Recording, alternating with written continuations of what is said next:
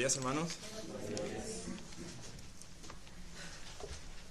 La lectura bíblica de hoy está en Romanos 9:30 a Romanos 10:4.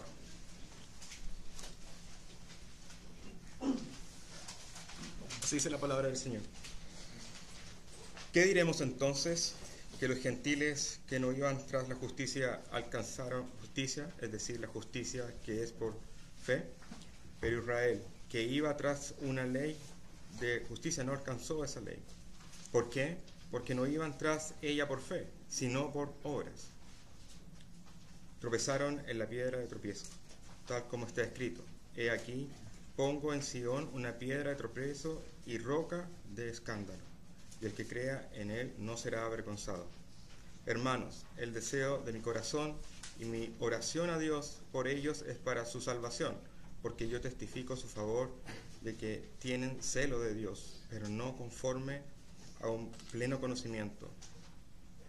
Pues desconociendo la justicia de Dios y procurando establecer la suya propia, no se sometieron a la justicia de Dios, porque Cristo es el fin de la ley para justicia de todo aquel que cree. Hermanos, esta es la palabra del Señor.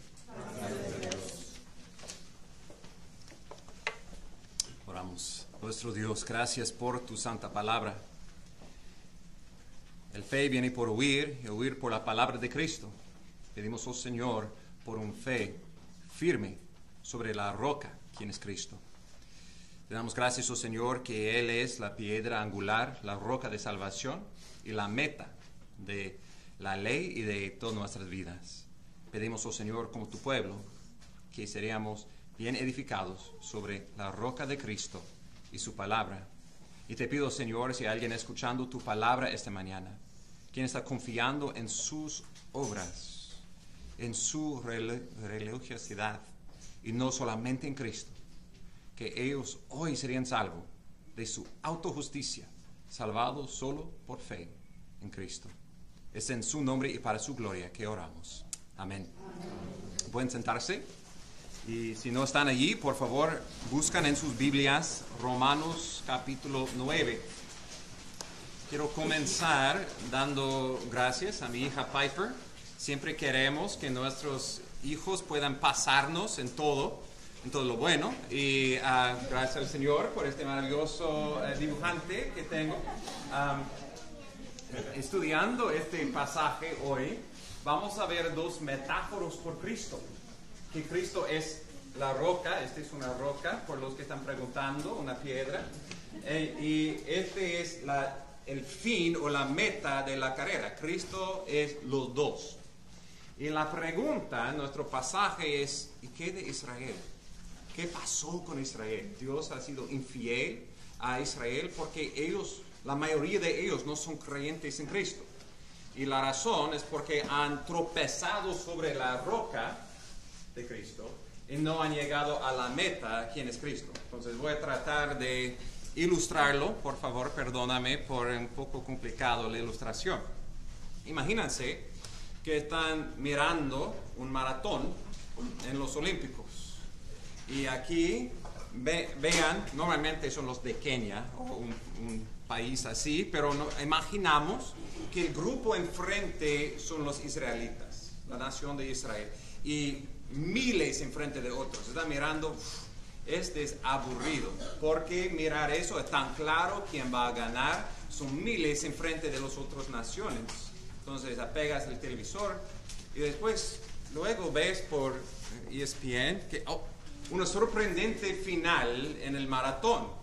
Lo apegas otra vez y miras que por otro lado de la línea de la meta hay personas de todas las otras naciones, y 1 o 2 de Israel, pero la gran mayoría, casi a la meta, se tropezaron y cayeron. Porque allí, en la línea de la meta, había una piedra. Y las otras naciones estaban por la piedra, llegaron a la meta. Pero Israel se cayó sobre esta piedra. En la ilustración, Israel es una nación muy bendecida. leyendo todo el Antiguo Testamento, pensamos, wow, están miles enfrente de las otras naciones. Ellos tienen Abraham, Isaac, Jacob como sus padres. Ellos recibieron la ley de Dios en el monte de Sinaí. Dios prometió de ser el Dios de ellos y ellos su pueblo. Pero cuando llegó el fin de la carrera, la meta de todo eso, ¿quién es Cristo? Ellos, en vez de encomendándose en fe a Cristo, ellos se cayeron, tropezaron sobre Cristo. No todos, habían unos de Israel como Pablo mismo, quien creyó en Cristo, pero la gran mayoría no puso su fe en Cristo. En vez de eso, pusieron su confianza en sus propias obras, en su propio cumplimiento de la ley. Y por esa razón, muchos de Israel han tropezado sobre Cristo. El punto de lo que vamos a ver entonces es que, por un lado, Cristo es la roca de salvación por los que tienen fe en Él. Pero Él es la roca de tropiezo por los que confían en sus obras. En capítulo 10, 1-4 vamos a ver que también Cristo es la meta, el fin o la meta de la ley, de toda la Biblia, de todo el universo, y que también Él debe ser, viviendo por Él, debe ser la meta de nuestras vidas. Y si vamos a llegar a la meta, no lo hacemos por nuestras fuerzas, pero más por fe en Cristo, en lo que Él hizo, para que pudiéramos ser contados justos en los ojos de Dios.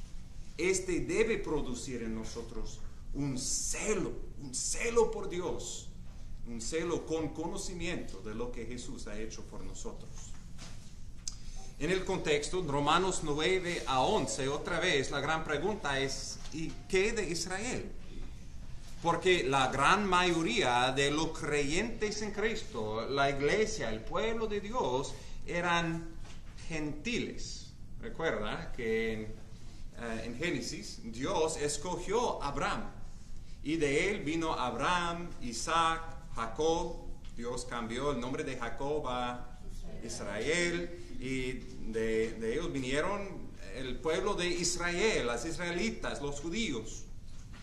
Todo el resto de nosotros somos gentiles. Y la cosa sorprendente es que encontramos en la iglesia la gran mayoría, como aquí hoy en día, y como fue en los tiempos de Pablo, la gran mayoría eran gentiles. ¿Dónde están los judíos? La pregunta en Romanos 9:6, ¿ha fallado la palabra de Dios, sus promesas a Israel? Y la respuesta, estábamos hablando anoche y Cela comenzó nuestro estudio familiar con, ¿ha fallado la promesa de Dios a Israel? Y ella dijo, no. Ok, ya hemos terminado el estudio, entiendes bien. Este es el punto, pero Dios va a probarlo de las Escrituras. Y Él lo hace, podemos ilustrarlo con una moneda de doble lados. Por un lado es la soberanía de Dios. Y por otro lado, es la responsabilidad del hombre. Y en capítulo 9, Pablo a este punto ha enfatizado la soberanía de Dios en la elección de su pueblo. Que Dios escogió Isaac y no Ismael, Jacob y no Esaú. Dios en misericordia escogió a Israel de Egipto, pero Él endureció el corazón de Faraón. Dios ha elegido un pueblo que no eran un pueblo, los gentiles. Y de Israel a este punto, Dios ha escogido solamente un remanente, una porción de Israel. No ha fallado su promesa, pero no a este punto estaban veando una multitud de Israel. Este es el lado de la soberanía de Dios. Pero nadie puede decir en el último día, la razón por que te rechazó Dios es culpa tuya. Tú me no escogiste. No, como ser humano, pecadores, somos responsables. Y este es su énfasis, comenzando en Romanos 9:30 hasta el fin del capítulo 10. Que Israel mismo es responsable por ignorando, rechazando el Cristo, el Salvador, el Mesías prometido en la palabra de Dios. Que Él vino para ser la roca, pero en vez de edificando sus vidas sobre la roca, ellos tropezaron sobre la roca de Cristo. En vez de llegando a la meta, finalmente Cristo vino. Ellos confiaron en sí mismos, en sus obras, en la justicia propia, en vez de la justicia de Dios en Cristo. Y por resultado, no llegaron a la meta. Vamos a ver en capítulo 11 que todavía Dios no ha cerrado la puerta todavía por Israel, pero está diciendo hasta este punto ellos han puesto su fe en sí mismo y por resultado no han llegado a la meta de Cristo. El ánimo para todos nosotros es preguntar ¿en quién estamos confiando? Si estamos confiando en nuestra propia religiosidad, que somos buenas personas, no hemos llegado a la meta. Todos han pecado y no alcanzan la gloria de Dios. Es solamente los que se arrepientan de su pecado y confían en Cristo que son contados justos como el pueblo de Dios. Donde vamos a ver estos dos metáforos. Primeramente, Cristo la roca, comenzando en Romanos 9:30. ¿Qué diremos entonces? Que los gentiles que no iban tras la justicia alcanzaron justicia. Es decir, la justicia que es por fe. Pero Israel, que iba tras una ley de justicia, no alcanzó esa ley. ¿Por qué? Porque no iban tras ella por fe, sino como por obras. Pablo está a un punto de resumiendo su argumento a ese punto y moviendo a su próximo punto. Y él está diciendo, ¿qué diremos entonces? Evaluando esta situación sorprendente. Estábamos mirando el maratón, parecía como Israel estaba ganando. Claro que si una nación sería justo en los ojos de Dios, serían las israelitas. Pero ¿qué ha pasado?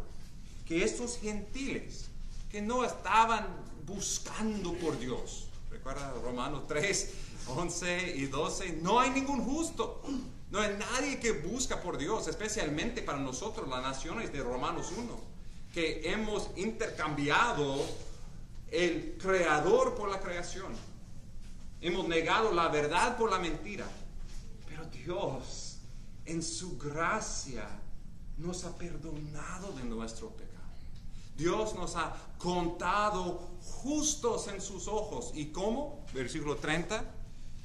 Alcanzaron justicia, es decir, la justicia que es por fe.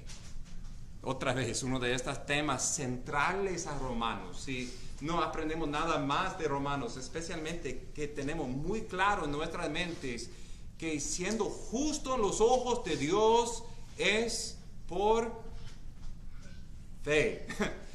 Para ser justo en los ojos de Dios es por fe. Ok, gracias. Aquí está la ilustración otra vez, que somos por nuestros pecados y por los pecados de Adán, somos pecadores y la paga del pecado es muerte, siendo separado de Dios para siempre, para ir al infierno. Eso es lo que merecemos por nuestro pecado. Pero hay otro perfecto representante, un nuevo Adán, quien es Jesucristo, y Él es el único justo. Él tiene la justicia de Dios, el perfecto cumplimiento de los 10 mandamientos y toda la ley. Y por justicia hay vida. Esto es lo que Dios prometió a Adán y Eva, pero ellos lo perdió por causa de su pecado. Pero gracias a Dios por este glorioso intercambio, en que por fe en Cristo nuestro pecado es contado como el pecado de Cristo. La paga del pecado, muerte, Cristo pagó en la cruz. Él tomó nuestro pecado y en su muerte Él fue contado un pecador. Él fue contado pecado mismo y Él murió por nosotros. No solo eso. Del otro lado de la imputación, su justicia es contado como nuestra justicia. Cuando Dios vea a nosotros, Él no ve a nuestro pecado. Él ve a la justicia de Cristo. Somos contados perfectos en Cristo. Nuestras cuentas de banco, con nuestra deuda y sus riquezas han sido intercambiados. Y eso por fe y no por obras. Si pensamos es por asistir a la iglesia, por ser bautizado, por ser buena persona, no, estamos confiando en nosotros mismos. Cristo no necesitaba morir si yo podía hacerlo. Pero porque la única manera de ser salvo es Cristo muriendo en la cruz. Y para demostrar que no es por mí, es por Él, la salvación, Dios dice, es por fe. Abraham creyó Dios y su fe fue contado por justicia. Si vamos a ser hijos de Dios, parte de la familia de Dios, justos en sus ojos, es por fe y no por las obras. Los gentiles, por la gracia de Dios, por ningún mérito en nosotros, sorprendentemente en esta carrera hemos llegado a la meta. Somos justos en los ojos de Dios por fe. Pero que de Israel, versículo 31, pero Israel, que iba tras una ley de justicia, no alcanzó esa ley. Otra vez, hemos visto en Romanos 7:12, la ley es buena. La ley de Dios, sus mandamientos, son buenos, revelan el carácter de Dios. La ley de Dios es santo, justo y bueno. El problema no es con la ley, el problema es con nosotros. Romanos 8:3. Lo que la ley no pudo hacer, siendo débil por causa de nuestra carne. Cada vez que leemos lo que debemos hacer, lo más que nuestra carne dice, no, vamos a hacer lo opuesto. Romanos 3:20. Por las obras de la ley ningún ser humano será justificado delante de él, pues por medio de la ley viene el conocimiento del pecado. El problema no fue con la ley, fue con nuestra carne. Israel iba tras una ley de justicia, pero ellos no alcanzaron la meta de la ley. ¿Por qué? Versículo 32. Porque no iban tras ella por fe, sino como por obras. La ley, al fin de cuentas, vamos a ver, nos apunta a Cristo. Nos apunta a nuestra necesidad para confiar en un sustituto, para confiar en un sacrificio perfecto y no confiar en nosotros mismos. Vamos a ver en la próxima semana que esa nunca fue la intención de la ley, para cumplirlo perfectamente, para ser salvo, porque nadie puede hacer eso. Siempre la intención de la ley fue para ser un ayo a guiarnos a Cristo. Pero ellos confiaron en sí mismos y no en Cristo. Y por esa razón, ellos no alcanzaron a la fin de la ley, que es la justicia, encontramos por fe. Y la ilustración que él da, la ilustración bíblica, encontramos en el fin de 32 y 33. Tropezaron en la piedra de tropiezo, tal como está escrito. He aquí, pongo en Sión una piedra de tropiezo y roca de escándalo, y el que crea en él no será avergonzado. Pueden ver en las letras mayúsculas que esta es una citación del Antiguo Testamento. De verdad, es una mezcla de dos versículos que quiero leer en Isaías. El primero es en Isaías, capítulo 8, versículo 14. Isaías 8:14 dice: entonces Él, Dios, vendrá a ser santuario, pero piedra de tropiezo, roca de escándalo para ambas casas de Israel, y lazo y trampa para los habitantes de Jerusalén. Ahí vemos que este doble lado. Por unos, esta piedra será un santuario, un refugio, un templo, pero para otros será un escándalo, una roca de tropiezo por la caída de Israel. El segundo pasaje, Isaías 28.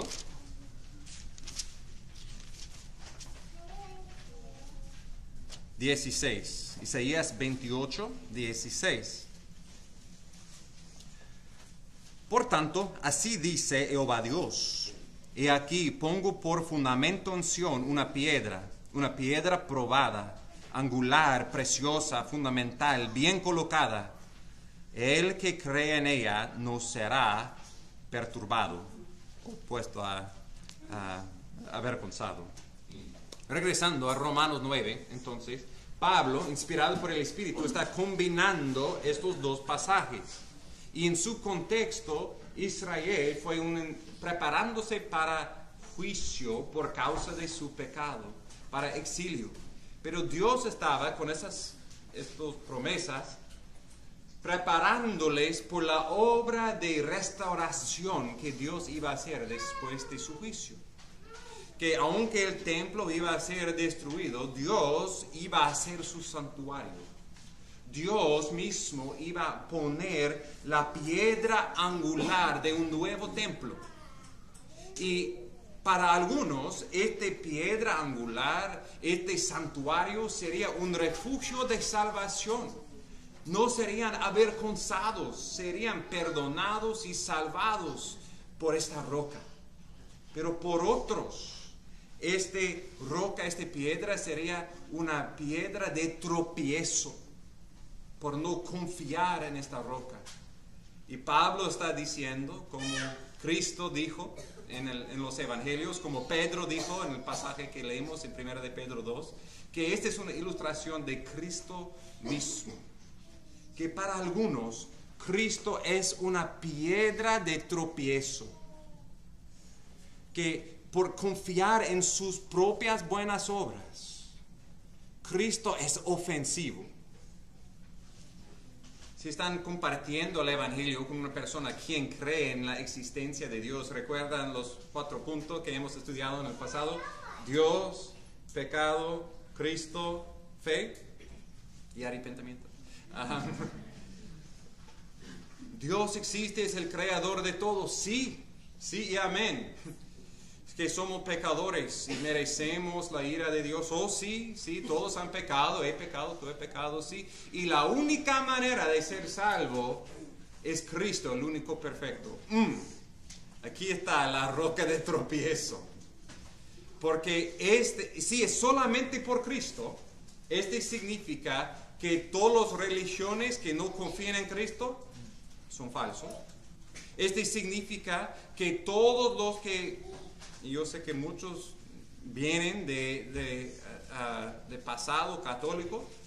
Sí, sí, de acuerdo, Dios creó todo, la obediencia es necesaria, si hemos pecado, y Cristo, sí, Él murió. Pero, ¿entiendes? Es solamente por fe en Cristo, no fe en Cristo y todas esas cosas que hago, aquí está la ofensa. Porque significa que el hombre tiene que ser humillado al polvo. No tenemos nada para ofrecer a Dios.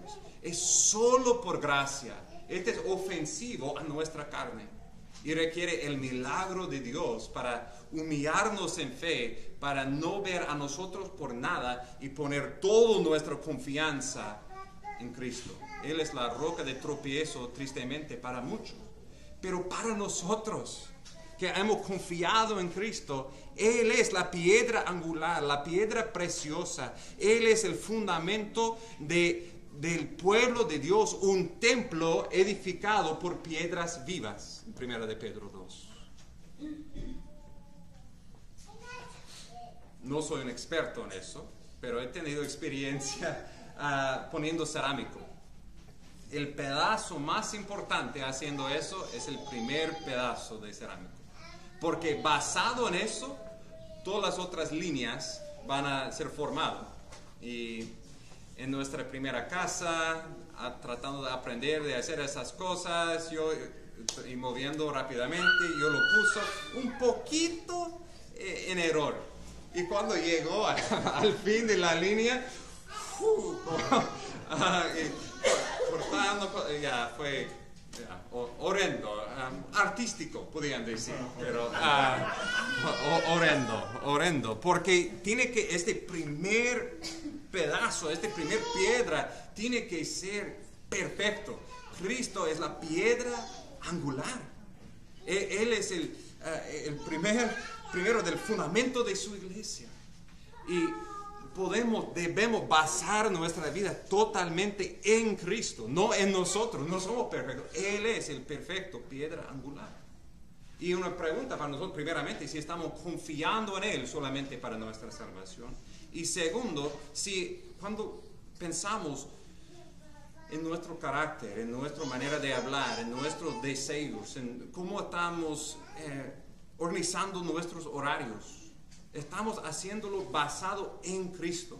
Que todo queremos ser en las líneas de su vida para conformarnos más y más a Cristo.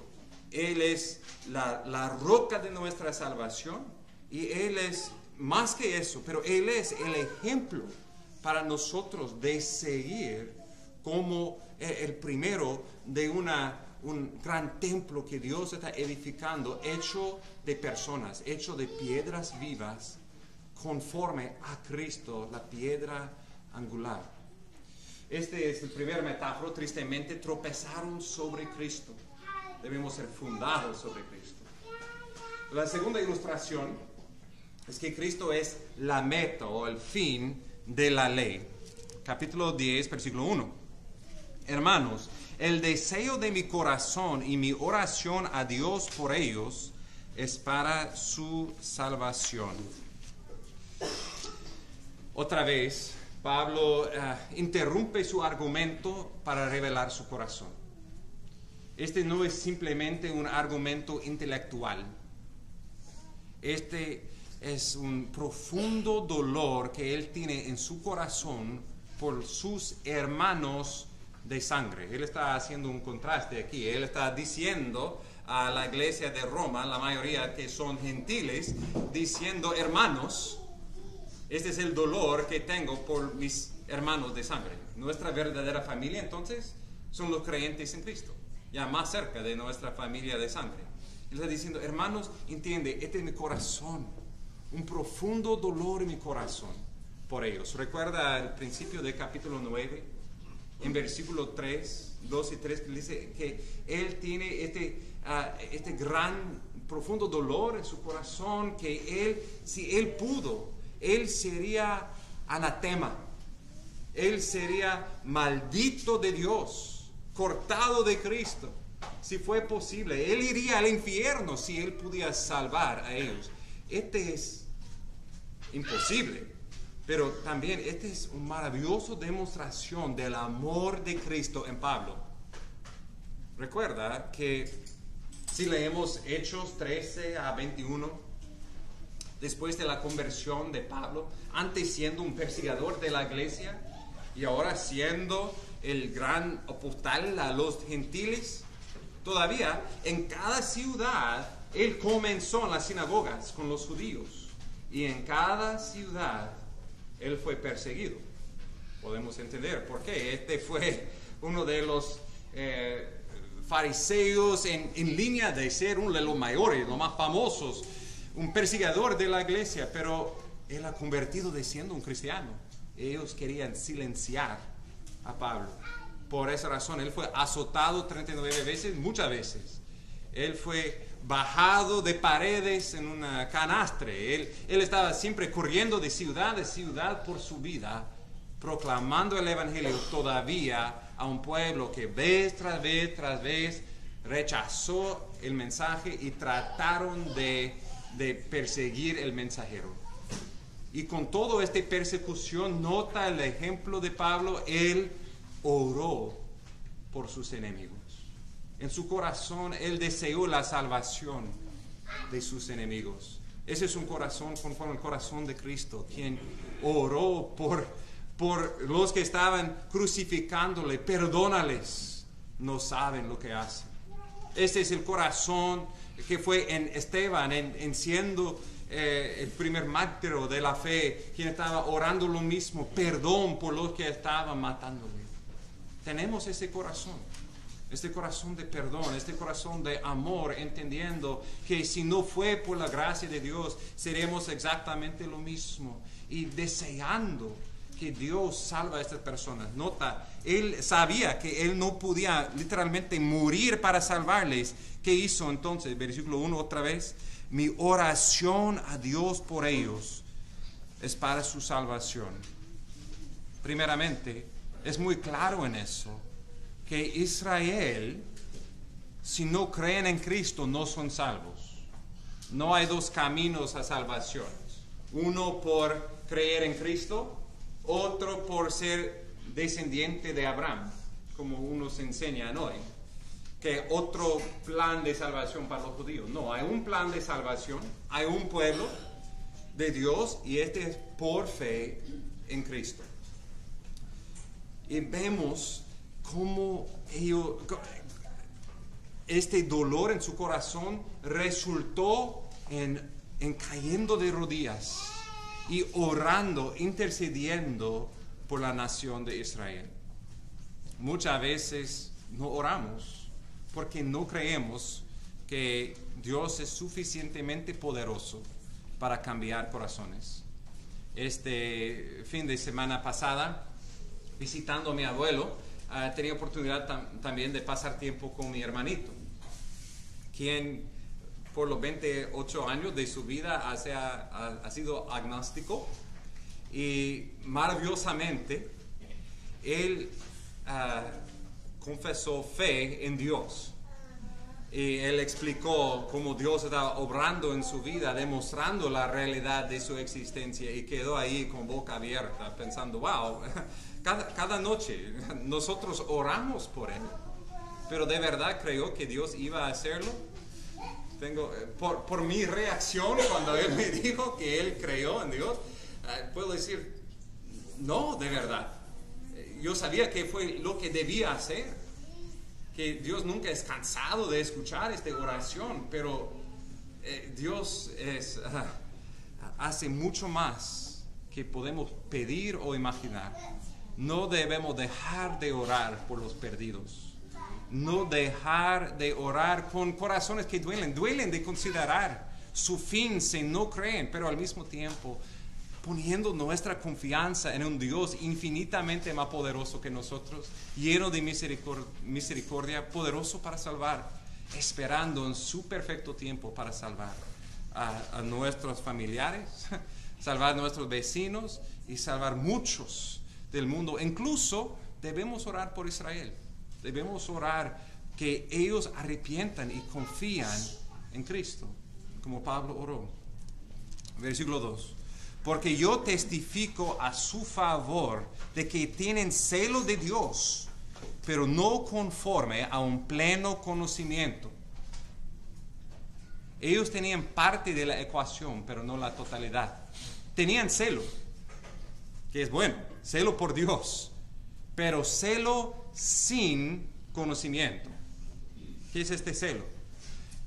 Mayormente en la Biblia, el celo por Dios es algo muy bueno. Piensa, por ejemplo, en Números 25, en la historia de Fineas. Recuerda que Israel estaba en el desierto y eran tentados con las hijas de Moab. Y Dios ha mandado que no se mezclaron con personas que no adoraron al verdadero Dios. Pero ellos estaban contaminándose, los hombres de Israel, con las mujeres de Moab. Y Fineas, el hijo del sacerdote Aarón, vio en particular una pareja pasando a su tienda y lleno de celo por la gloria de Dios. Él tomó una lanza, entró en su tienda y lanzó los dos. Y allí, con ese celo, Dios paró su juicio, veando este celo para la gloria de Dios. Fue totalmente apropiado. Este deseo para ver la santidad de Dios respetado entre el pueblo de Dios, no siendo contaminado. Piensa en Cristo, el mejor ejemplo del celo por Dios.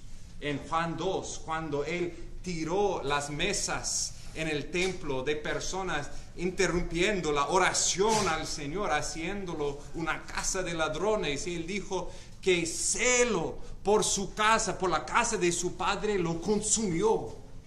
Este es un celo que debemos tener para la gloria de Dios. Pero tiene que ser un celo con conocimiento. Pablo es el ejemplo número 1 anteriormente en su vida de una persona quien tenía celo, pero sin conocimiento de la verdad. En Filipenses 3:6, Pablo dice, en cuanto al celo, perseguidor de la iglesia. Él pensaba que Jesús fue un falso maestro, que fue correcto que Él murió y los que estaban siguiendo a Jesús eran heréticos, que eran contaminando la verdadera palabra de Dios y por eso deben ser puestos en la cárcel o matados. Y Él estaba en camino a Damasco lleno con celo por Dios, pero sin conocimiento de la verdad que Jesús es el Cristo, el Salvador. Y cuando Él estaba en camino a Damasco, Cristo apareció a Él y Él preguntó, Saúl, Saúl, ¿por qué me persigues? Y Pablo preguntó, ¿quién eres tú, oh Señor? Soy Jesucristo, ¿quién estás persiguiendo? Y de este momento en adelante Dios cambió totalmente la dirección de la vida de Saúl, a Pablo. Que él tenía ese celo, pero fue un celo con conocimiento que Jesús es el Salvador, que Cristo murió por los pecadores, que Cristo resucitó para ser el Rey. Y por el resto de su vida Pablo vivía en esta tierra proclamando a Cristo como Rey y Salvador. Este es el verdadero conocimiento. No confiando en nosotros, no confiando en la ley, confiando en Cristo. Celo con conocimiento. Tristemente, hoy en día hay muchos con celo religioso, pero sin conocimiento de la verdad. Anoche tuvimos una pareja de mormones, ancianos, no recuerdan sus nombres, tocando mi puerta. Siempre siento un poco triste para ellos cuando vengan a hablar conmigo, porque yo sé que será una conversación larga, pero rompió mi corazón hablando con estos hombres jóvenes, con tanta sinceridad, pero sinceramente equivocados, sinceramente perdidos. Ellos hablaron de Jesús, pero hablaron del libro de Mormón y un Jesús equivocado, no el verdadero Jesús de la Biblia. Y hablé acerca de la Trinidad, hablé acerca del único Hijo de Dios, el perfecto, segunda persona de la Trinidad, quien murió por nosotros y resucitó para nosotros. Ellos están diciendo, sí, pero con todo su celo no entendieron, no creyeron la verdad, que Cristo es el único camino de salvación, que Cristo es Dios, que Cristo, que no podemos un día ser dioses, que Cristo es el único y verdadero Dios que murió para salvarnos y para hacernos su pueblo. Es triste que estas personas están haciendo discípulos de un falso Cristo. ¿Y qué estamos haciendo? Como los que tienen la verdad, verdadero conocimiento. ¿Dónde está nuestro celo para los perdidos? Los testigos de Jehová, los musulmanes, los extremistas que están perdiendo sus vidas supuestamente para ganar favor con Alá, pero hasta el punto de morir, un celo, pero sin conocimiento. ¿Dónde está nuestro celo? Debemos arrepentirnos y debemos, por la gracia de Dios, pedir que usamos ese gran privilegio que tenemos, esta gran gracia que hemos recibido de conocer la verdad de Cristo conforme a su palabra, y que lo usamos con un celo primeramente para conocerle, que venimos los domingos no simplemente para chequear la caja, sí, vino a la iglesia y seguimos con nuestra semana. Que pedimos, oh Señor, cámbiame, recalienta mi corazón con un fervor, con un fuego para conocerte mejor. Y diariamente hacer las disciplinas espirituales, leyendo la palabra para alimentar nuestras almas con fuerza, con celo para su gloria.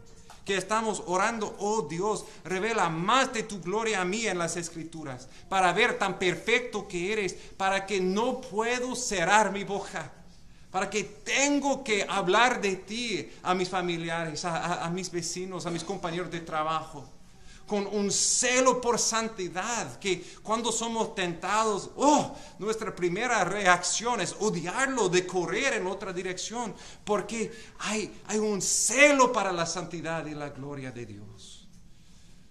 No podemos ser tímidos, no podemos ser satisfechos con ser mediocres en nuestra vida cristiana, pero queremos con fervor seguir a Cristo. Y un fervor, un celo con conocimiento de quién es Él y lo que Cristo ha hecho por nosotros, no poniendo nuestra fe en nuestro celo, pero poniendo nuestra fe en Cristo y su justicia. Y eso es lo que faltó a Israel. Tenían celo, pero no conocieron la justicia de Dios. Versículo 3. Pues desconociendo la justicia de Dios, procurando establecer la suya propia, no se sometieron a la justicia de Dios. Su falta de conocimiento fue desconociendo la justicia de Dios, la justicia revelado en el Evangelio otra vez. Ellos querían establecer su propia justicia basado en cumpliendo la ley. En vez de reconociendo toda mi justicia es como ropa sucia, trapo de inmundicia, o alguien escuchó la ilustración esta semana de dinero de monopolio. En el cielo, el único dinero, la única justicia que cuenta es lo que es de Cristo. Toda nuestra justicia tal vez parece como dinero, pero es falso. Es dinero de monopolio. Si vas al banco para depositarlo, van a simplemente sonreír. ¿Qué estás haciendo? No, pero esta es la idea. Cuando estamos queriendo establecer nuestra relación con Dios basado en nuestra justicia, Dios dice, ¿qué es eso? Este es contaminado, este es falso. La única justicia que cuenta es mi justicia. Es el estándar de perfección y soy el único perfecto. Ellos negaron la justicia de Dios. Y quiero entender un poco tan rico es esta frase. Cuando leemos libros como Isaías, la justicia de Dios refiere a la misericordia y fidelidad de Dios para salvar a su pueblo. Dios demostró su justicia en haciendo un plan para salvar a su pueblo. En Romanos vemos que Él demostró esta justicia en la cruz de Cristo, a donde Cristo, siendo el justo, murió por los injustos. ¿Para qué? En Romanos 3:26, Dios sería justo y el justificador de los que tienen fe en Cristo. Es decir, su justicia es contado como nuestra justicia y Dios es demostrado de ser justo en juzgando pecado en la muerte de Cristo en la cruz. Ellos no queriendo confiar, reconocer esta justicia de Dios y en vez de eso queriendo establecer lo suyo, versículo 3, no se sometieron a la justicia de Dios. Esta frase es muy interesante. No dice, ellos no creyeron en la justicia de Dios, aunque esta es la verdad. Pero él usa la palabra que no se sometieron. a la justicia de Dios. Creo que este indica lo que es parte de esta fe.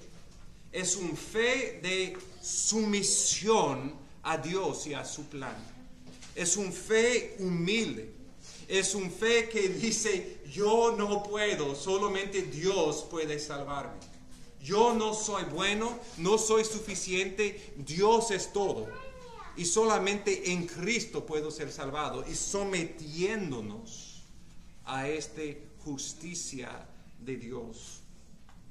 Este significa que si no hay nada en nosotros que hemos hecho para ganar la salvación, no hay nada que Dios no puede exigir, no puede exigirnos. No sé si este fue claro. Si no fue basado en nada en nosotros, somos totalmente dependientes de Dios. Entonces, cuando Él dice, te he salvado, eso es lo que mando de ti, no es un argumento. Sí, pero recuerda, Dios, que yo traigo eso a nuestro pacto y tú traiste eso. La única cosa que hemos contribuido a nuestra salvación es el pecado porque Cristo murió. No ofrecemos nada a Dios, es todo por gracia. Este significa que somos totalmente suyos, comprados con su gracia. Nuestra vida pertenece a Él y sometemos a la justicia de Dios. ¿Por qué? Versículo 4. Cristo es el fin de la ley para justicia a todo aquel que cree. Cristo es el fin de la ley para justicia a todo aquel que cree. Quiero desempacar eso, porque unos han tomado este versículo fuera del contexto para decir, mira, no tenemos que obedecer la ley, porque Cristo es el fin de la ley. Ok, queremos entender cuál ley está refiriéndose y esta palabra fin. Okay. Primeramente, la ley. La ley en ese contexto se refiere al antiguo pacto que Dios hizo con Israel, que fue revelado en el monte de Sinaí y vemos en los libros como Éxodo, Levítico, Números, Deuteronomio. En esta ley vemos cosas como los 10 mandamientos y las otras 600 y pico ordenanzas. Vemos el sistema de sacrificio. Vemos el calendario santo de Israel. Vemos las reglas acerca de lo que podían comer y no comer. Fue toda una economía de la relación de Israel con Dios. Y Pablo está diciendo, el Espíritu está diciendo que Cristo es la palabra en griego es el telos de todo este sistema. Telos puede significar fin, termina. Puede significar la meta, el objetivo de todo eso. O puede significar la combinación de los dos. Y creo que este es su punto. Que como la línea de la meta, Cristo es en un sentido el fin de la ley.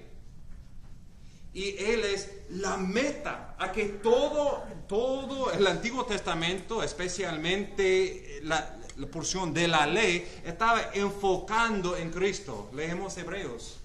Muchas sombras en los sacrificios, todos apuntando a Cristo en la cruz.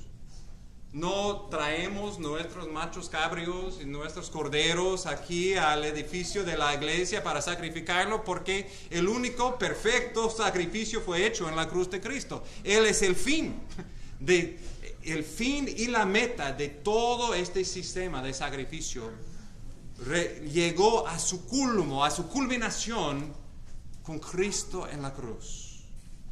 Todo el calendario, todo el sistema de lo que podían comer y no comer, todo eso fue una sombra preparándoles, enseñándoles como niños por la realidad de quién es Cristo. Espero que este nos anima de leer nuestros Antiguos Testamentos, no sacarlo de la Biblia. Ok, tenemos las promesas cumplidas en el Nuevo Testamento, ya, pero tenemos que entender las promesas hechas en el Antiguo Testamento. para ver todo tantas sombras de Cristo, para entender la riqueza de quién es Dios y este plan de salvación. Pero al mismo tiempo que no seamos confusos y ponemos las cosas que eran sombras de Cristo como eran la realidad. Hay muchos hoy en día cristianos que quieren regresar al calendario de los judíos, o otros que piensan un día que será un templo y sacrificios otra vez y todo eso. No regresamos a la sombra. Tenemos la realidad en Cristo. Y eso también para los judíos, ellos estaban confundidos. Todo eso, esa ley que confiaron y estaban tratando de obedecer fue bueno, santo, justo y bueno. Pero su meta fue Cristo. Y cuando llegó la meta, ellos tropezaron sobre Cristo en vez de confiando en Cristo. Cristo es el fin, el propósito, la meta de toda la Biblia, especialmente de la ley. Este no significa que Cristo no tiene ley, que podemos confiar en Cristo y después pecar para que la gracia abunda. ¿Recuerda Romanos 6? Otra vez, ¿debemos pecar para que la gracia abunda? ¿Otra vez Sela? No, claro que no. Hemos visto en Romanos 8, 3 y 4 que la ley no pudo salvarnos por la debilidad de nuestra carne. Pero lo que la ley no pudo hacer, Cristo ha hecho por nosotros. Y en Romanos 8, 4, para que el requisito de la ley se cumpliera en nosotros, que no andamos conforme a la carne, sino conforme al Espíritu. Dios ha tomado esa ley externa, escrito sobre piedras, y lo ha escrito sobre nuestros corazones. Escrito por su Espíritu Santo, para mayormente amar a Dios con celo y amar a nuestros prójimos, como Cristo amó a sus enemigos.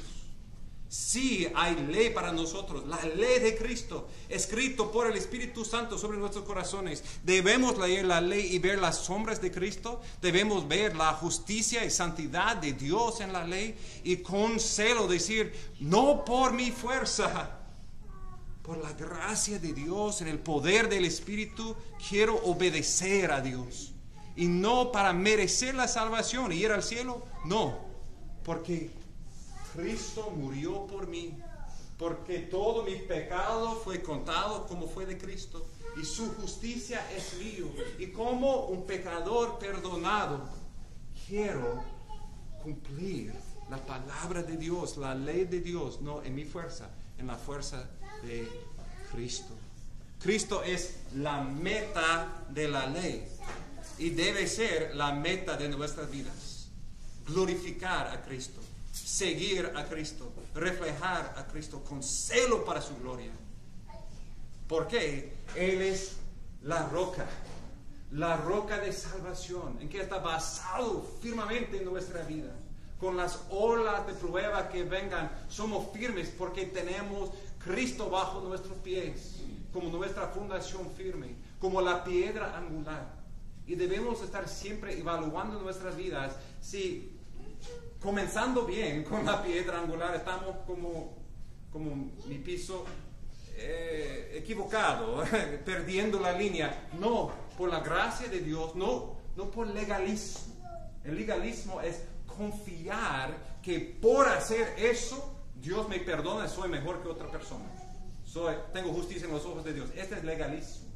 Pero como cristianos, creemos en Cristo y por eso, en su poder, queremos obedecer la ley.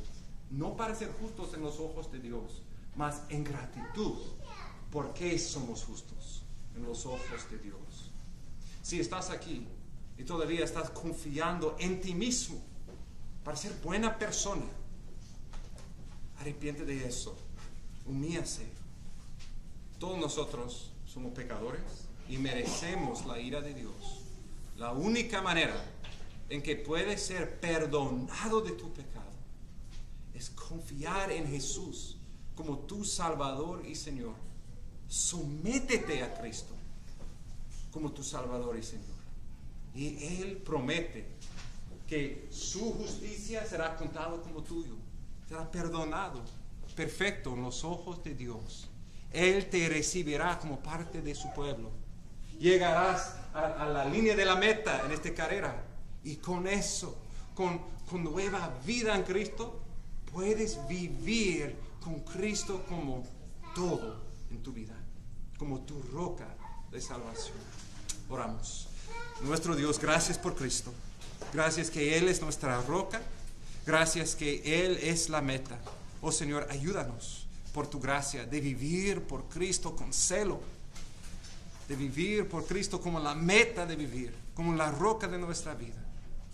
Y te pido, Señor, si hay alguien confiando en ti mismo, en sí mismo y no en ti, que niegan a sí mismo, confíen en Cristo y reciben en Él la vida eterna. En su nombre y para su gloria oramos. Amén.